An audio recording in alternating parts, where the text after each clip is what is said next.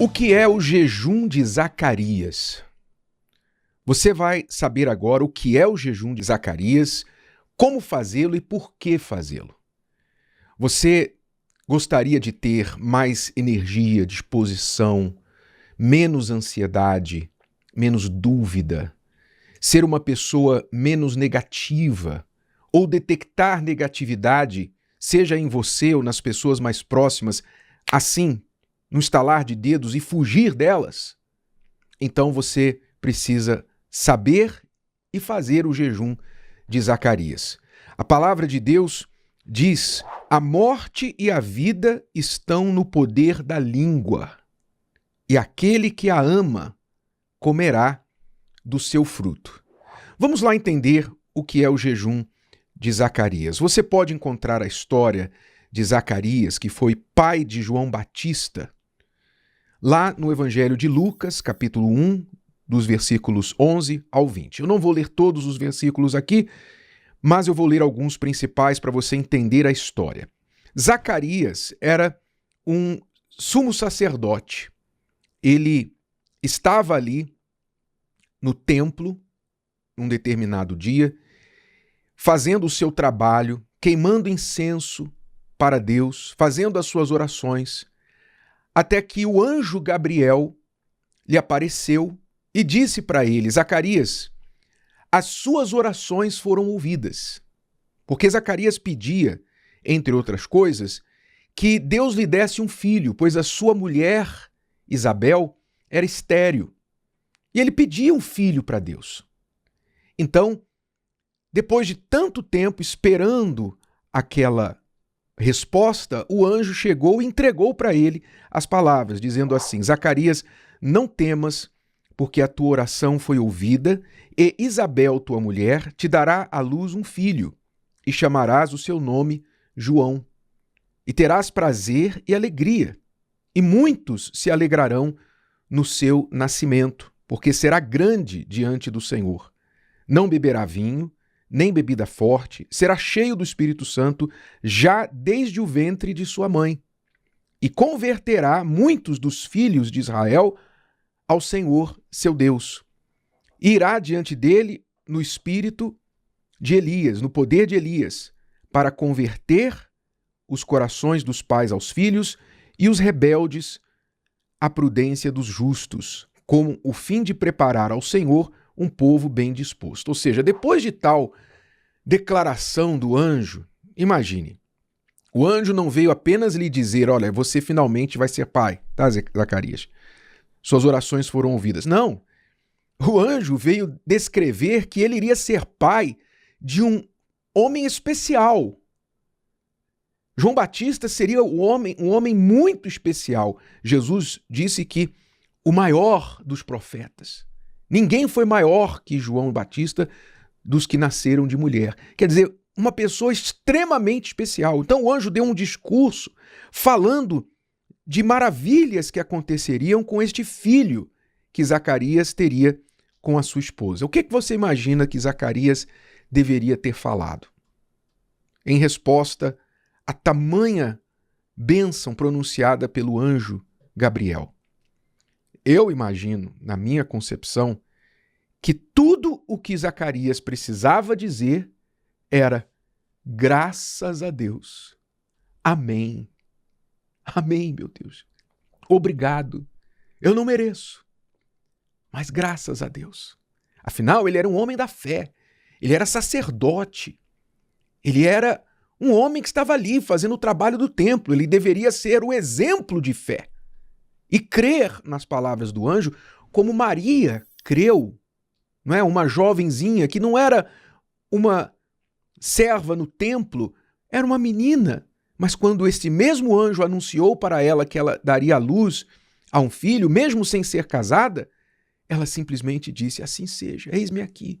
Ela creu, foi diferente de Zacarias, porque o que ele falou para o anjo? Ele disse assim: como saberei isto?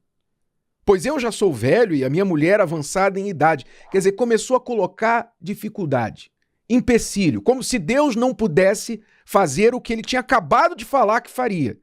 Colocou em questão a palavra de Deus através do anjo. E então o que o anjo respondeu para Zacarias? O anjo, eu imagino, ficou irado, porque pela resposta dá para imaginar.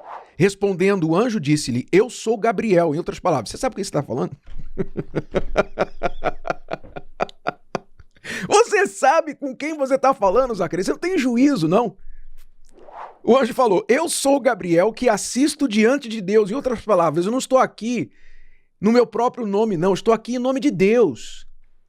Eu sou o anjo Gabriel que assisto diante de Deus e fui enviado a falar-te e dar-te estas alegres novas. Eis que ficarás mudo e não poderás falar até o dia em que estas coisas aconteçam, porquanto não creste nas minhas palavras, que a seu tempo se hão de cumprir. Que lição dura, não é? Que lição dura. Imediatamente Zacarias ficou mudo, e essa mudez continuou com ele por 9 meses, até que João Batista nasceu, e aí então alguém perguntou para ele qual será o nome do menino, e ele escreveu lá numa tabuinha João, e aí finalmente, quando ele confirmou as palavras do anjo, ele voltou a falar. Quando ele falou o nome, João será o seu nome, aí ele voltou a falar. Quais são as lições para nós e o que é esse jejum de Zacarias? O jejum de Zacarias não é um jejum de alimentos, não é um jejum de você, como o jejum de Daniel, de abster-se de informações seculares, essa é outra coisa.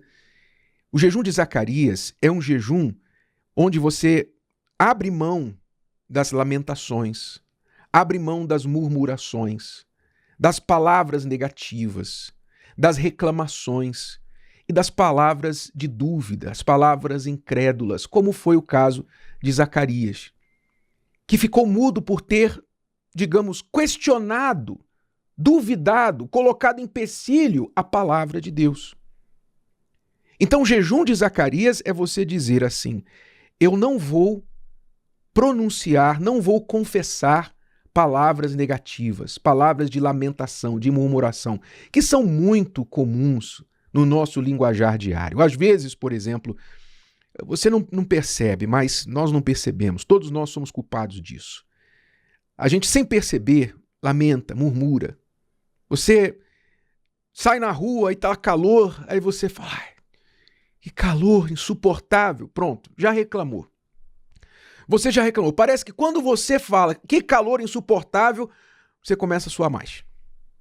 Porque você já está lamentando o fato de estar calor, ou o fato de estar chovendo, ou o fato de estar frio. Você reclama que o médico falou para você: olha, não coma doces, porque você está com risco aí de diabetes. Seu açúcar está alto no sangue, evite doce. Aí você vai lá comer, aí tem lá uma sobremesa que alguém preparou, aí você olha para a sobremesa olha para você, e aí você lembra o médico falando: não coma doce. Aí você lamenta. Em vez de você ficar calado e falar: ok, graças a Deus, não vou fazer mal ao meu corpo, vou obedecer, vou fazer bem ao meu corpo e não vou comer essa sobremesa. Não, você tem que lamentar. Você tem que falar para os outros: ah, adoro isso aqui, mas meu médico falou que eu não posso comer, né? Meu médico falou que eu não posso. Ah, terrível, e tá, é difícil, viu? Olha, é difícil. Pronto. Ao momento que você começa a reclamar, você fica ainda pior do que você já estava antes. E é assim, com pequenas coisas, imagine com as maiores. Olha só o que diz o texto sagrado. O que guarda a sua boca e a sua língua, guarda a sua alma das angústias. Ou seja, quando a gente guarda a nossa boca, guarda a nossa língua de falar o que não deveríamos falar, a gente traz paz para dentro da nossa alma. Quando nós não guardamos, falamos o que não deveríamos, nós trazemos angústias para a nossa alma. E outro provérbio diz também assim: o que guarda a sua boca conserva a sua alma, mas o que abre muito seus lábios se destrói. Então muitos estão se destruindo com os próprios lábios, com a própria boca. E não é pior que não é só se destruindo, não. É destruindo também as pessoas ao redor, porque As pessoas que ficam ouvindo essas lamentações acabam contagiando, elas acabam sendo contagiadas por esses espíritos negativos. E isso vai circulando entre as pessoas. E então as pessoas ficam travadas, ficam ansiosas. Fruto das palavras dos seus lábios, palavra de morte, elas ficam ansiosas, elas se tornam desagradáveis. Não é? Porque você não consegue ficar perto de uma pessoa que está sempre reclamando.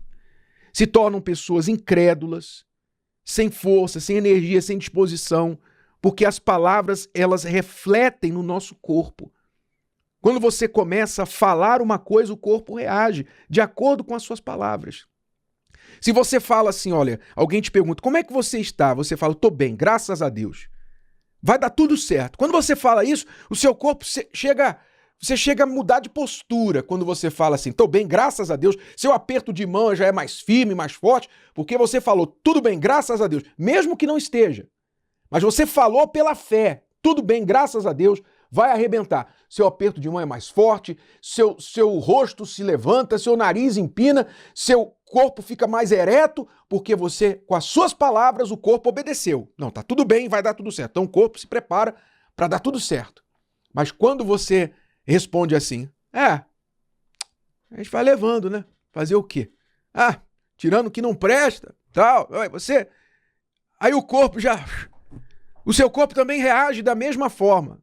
Fica caído, o semblante fica caído, e assim o corpo obedece à língua. Você sabia que o corpo obedece à língua? A Bíblia fala sobre isso, que como nós controlamos o cavalo pela boca, veja só, o cavalo daquele tamanho, mais forte que o homem, é controlado pela boca, pela língua, com o cabresto, com as rédeas.